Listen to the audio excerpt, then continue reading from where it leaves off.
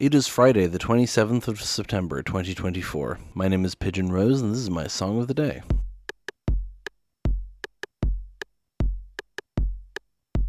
Today, we are finally back to talk about They Might Be Giants. I don't know how it's been I've only done one They Might Be Giants song so far. What the fuck? Today, we're talking about the song They'll Need a Crane from their second album, Lincoln, from 1988. Fun fact, this is the first song they ever performed on network television. They did this song on Letterman. That's 2 Letterman references in 1 week. Take a drink. I feel like it's a very good introduction to TMBG if you're showing someone them, because it's a catchy song, it's a relatable subject, and it's got, their signature kind of, not necessarily funny, but kind of sardonic, satirical lyrics. And we'll get into that after we listen to it, of course. But I think this is like I just think this album in general, the first 2 albums in general are a great crash course in this band. But this song, I think, is a standout among their first 2 albums. And it's one I always liked, but I gained a better appreciation for it when I listened to the Don't Let's Start They Might Be Giants podcast talk about it. I've mentioned them before in my previous episode about the song Don't Let's Start. I listened to that episode when I was in Sweden and just wandering around the city. I still remember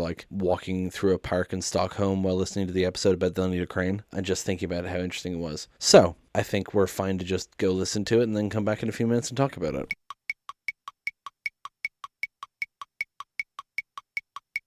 And there it is. Like so many They Might Be Giant songs, it's very short. It's 2.5 minutes long. Especially in the early days, they have very few songs that go over 3 minutes. And that's a blessing and a curse. I love long songs, as we know. And not even long, but I love 4-minute, 5-minute songs because there's a lot of room to do different movements. But at the same time, I'm also a big fan of limited stuff. I love short TV shows, mini-series, things that end before they get stale. So I like They Might Be Giants' kind of commitment to making songs that are exactly as long as they need to be. They come up with a concept, they create a cool melody, they come up with some interesting lyrics, and they put it all together, and they don't try to stretch it out, This is something I've run into with my own writing. I'll sometimes come up with a really good chorus, or really good verse, or with my fiction, I'll come up with a cool ending, but then I have to write everything around it, and I'm like, well, this all isn't as good as that. And they tend to avoid that problem because they just write exactly what they intend to write, and that's it.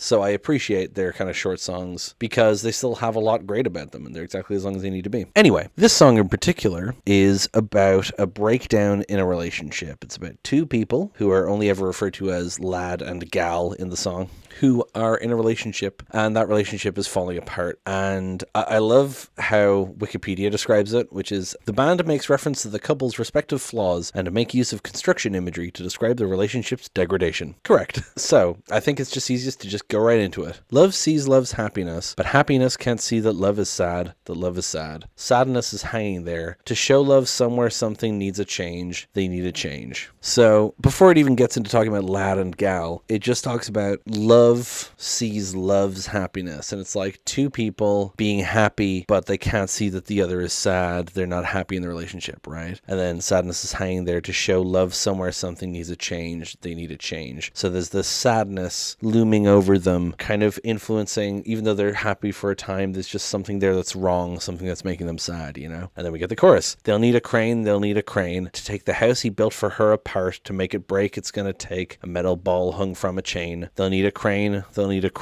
to pick the broken ruins up again, to mend her heart, to help him start to see a world apart from pain. The chorus kind of has 2 things about it. On the one hand, it's kind of talking about the idea that they're stuck in this relationship. It's not going well. They're not happy in it, but they just can't break up. They're just trapped here, But at the same time, it's also saying that it would take so much effort for them to try to fix it. Because at the start it says, they'll need a crane to take the house he built for her apart. To make it break, it's going to take a metal ball hung from a chain. So in order to destroy this, you would need these big construction equipment. So it's saying it would take a great amount of effort to destroy this relationship. And then the second part saying they'll need a crane to pick the broken ruins up again, to mend her heart, to help him start to see a world apart from pain. So it's saying that it would also take a great effort to fix the problems. So it's kind of a catch-22 almost. This relationship is not doing us any good, but also we can't quit it. So we're stuck in this stagnation, Then we get the third verse. Lad's gal is all he has. Gal's gladness gladness hangs upon the love of lad, the love of lad. Some things gal says to lad aren't meant as bad but cause a little pain, they cause him pain. And then we get the chorus again. So it goes, they cause him pain,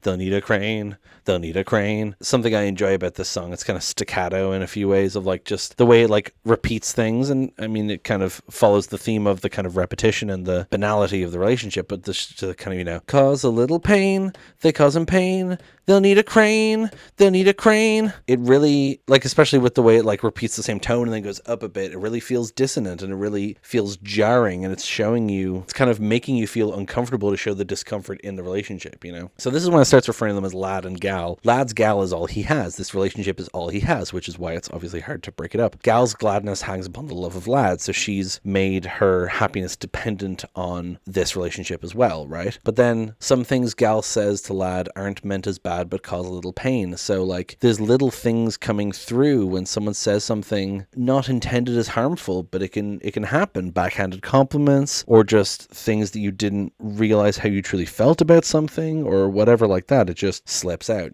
and you might not have meant to cause someone pain, but you do, which again just shows the breakdown of the relationship, this lack of communication or proper communication.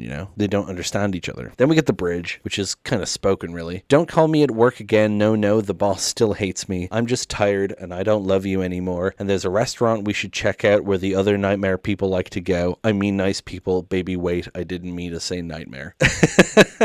This is one of the reasons why this song is such a good introduction to They Might Be Giants, because it does the signature They Might Be Giants thing of presenting you with a serious and sad topic with, I always don't want to say the word quirky, but like satirical or humorous lyrics. So on your first listen, you'll kind of chuckle at the little jokes and weird rhymes and ideas that are presented, and then you read it and you're like, oh, this is actually deeply sad. And so this bridge is funny, but it's talking about someone just, I mean, like I said, about saying things you don't mean to that hurt people. He's saying that he doesn't want to talk to this person. It's just, I'm just tired and I don't love you anymore. It's so casually slipped into the conversation. It's talking about going to a restaurant where the other nightmare people like to go, implying that he's saying that she's also a nightmare person, right? And then, I mean nice people, baby wait, I didn't mean to say nightmare. And it's silly, but you understand the situation fully from that, It's like, he didn't mean to say I don't love you anymore. He didn't mean to say nightmare people, or rather he didn't mean to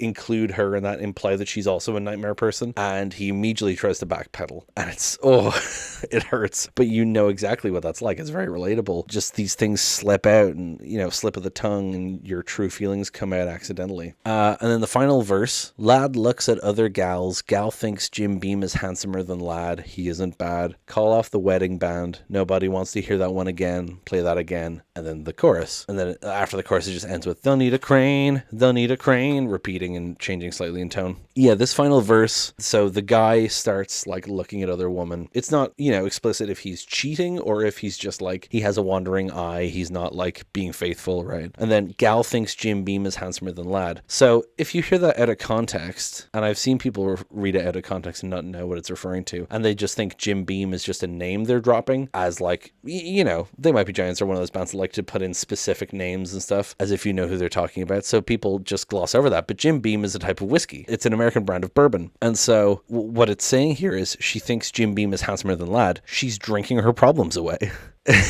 It just tells you immediately how bad this is. It goes from them like depending on each other, kind of letting things slip, and then suddenly he's looking at other women and she's drinking. Oh. And then call off the wedding band, that's self-explanatory. Nobody wants to hear that one again, play that again. And then the chorus again, kind of showing the cyclical nature of this, how like this problem continues, Play that again, they'll need a crane. It's just repeating the problem over and over again. Oh, perfectly structured song, I think. I mean, that's pretty much it about the lyrics. The music has this kind of 60s-ish feel, especially with the guitar tones, like ding, ding, ding, ding, ding, ding. Kind of a typical, almost like the tone you'd hear in a surf rock song. It's obviously not like a surf rock riff, but that kind of tone is what that makes me think of, that guitar tone. But then, yeah, it's like a weird, the time signature with the drums. I love just the way it's like, do, do, do, do, do, do. Do do do do do do do do do do do do do do do do do. It feels really weird and disjointed, and that works because that's the kind of song it is. Anyway, there's also a music video, which is the two Johns perform the song with a backing band of old men actors who are themselves musicians playing the instruments. It's It's silly. It's an early They Might Be Giants video. It's great. And yeah, I don't think I have anything else to say about this. Please watch the video because it's great. Watch the Letterman performance if you're curious. It's really interesting to see their early performances. And also listen to the podcast I mentioned, Don't Let's Start, a podcast about They Might Be Giants. It's great. I'll link the podcast in general and also the episode that talks about this, which is like presumably like maybe the fourth or fifth episode because it's, you know, only the second album. Anyway, thank you so much for listening. Please hit like, hit subscribe, leave a comment down below. Tell me what you think. Tell other people about this show. Thank you so much for listening, and I will talk to you tomorrow. Break it down.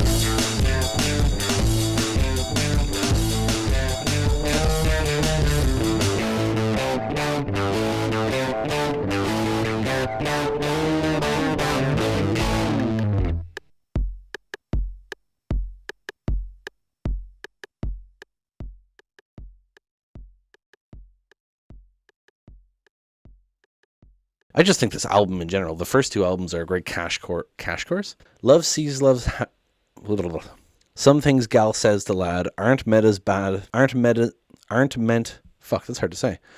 Some things gal says the lad aren't met as, why can't I say this fucking line?